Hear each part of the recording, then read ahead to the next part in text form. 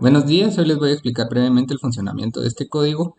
Consiste en un contador por medio de botones y los números se traducen a un display para enseñarlos en decimal. Lo primero que tenemos es la tabla de traducción, esto es tipo char. En este es donde vamos a jalar todos los valores. Luego tenemos estas variables que son las que vamos a utilizar para la programación en general. Y las partes más importantes creo que son las interrupciones. En la interrupción del timer 0 es donde hacemos el multiplexeado, es decir, ahí es donde nosotros vamos a mandar los datos para los displays y el funcionamiento es sencillo. Primero se revisa si pues la bandera de interrupción se levantó, si no, no va a hacerla. Luego utilizamos una variable que se llama flags para ir pasando de condición en condición. Estas condiciones lo que hacen es encender los transistores. Entonces, lo único que hago es todo eso y mandarle el dato traducido. Entonces primero reviso si flags está en cero. Si es así, lo que voy a hacer es apagar el puerto 2, el último transistor que sería el de las centenas, y enciendo el de las unidades. Ahora voy a explicar por qué es que apago el de las centenas.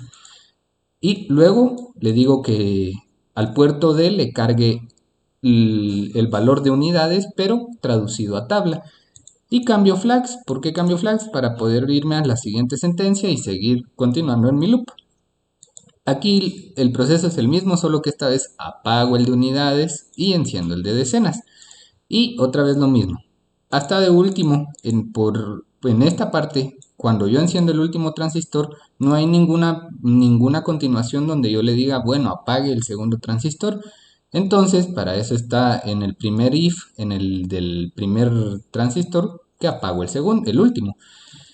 Luego tenemos la interrupción del puerto B. En la interrupción del puerto B lo único que hago es revisar qué botón estoy apachando y dependiendo si apacho el de incremento o decremento, yo le digo aumente el puerto C o decremente el puerto C. Luego en el main, en el principal, tengo este loop donde lo que le digo al inicio es que le cargue lo del puerto C donde está mi contador por botones, lo guarde en variables. ¿Para qué hago esto? Para la división. Luego llamo la división. Esta división pues es la transición de los datos decimales, perdón, sí, no, perdón, pasamos de binario a decimal. Entonces aquí lo primero que hago es, a la variable centena yo le voy a decir, bueno, revise cuál es el valor de variable. Hagamos el ejemplo de que yo tuviera 220 y divídalo dentro de 100.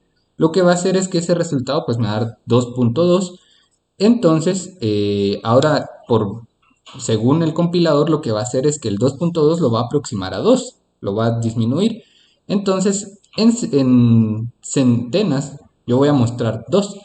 Luego, todavía tengo un residuo y ese residuo es obvio que lo voy a operar, lo voy a utilizar porque me quedan decenas. Entonces, en residuo yo lo que hago es, por medio de esta función lo que hago es decirle, bueno, aproxímeme el punto 2 a 20 y luego divídalo dentro de 10. Eso lo hago aquí en decenas y para lo mismo hago para unidades. Es el mismo funcionamiento en todo. Entonces lo que voy haciendo es operando, me queda un residuo, luego ese residuo lo almaceno en una variable y luego opero ese residuo y lo voy a almacenar a otra variable y así nos vamos. Luego las configuraciones esas no las voy a explicar, pero básicamente activé todas las interrupciones, puse qué puertos iban en salidas y eso es todo. Ahora les voy a enseñar el funcionamiento. Entonces, aquí voy a iniciar la simulación. Al inicio todo está en cero y no va a incrementar hasta que yo haga la interrupción. Entonces va incrementando y ese es el funcionamiento básico. Le voy a cargar el valor más grande para que vean que está funcionando. Y ahí está.